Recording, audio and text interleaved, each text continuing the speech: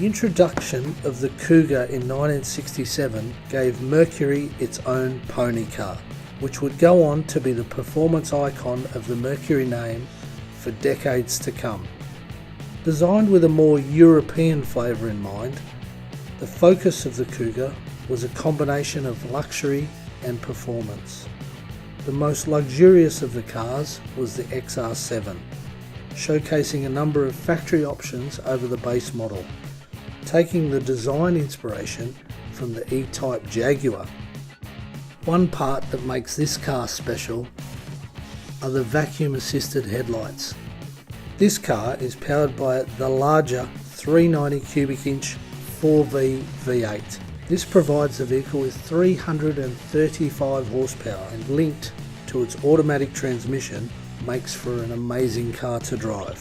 The appeal of the Cougar has not faded over the years, and good examples are extremely desirable today.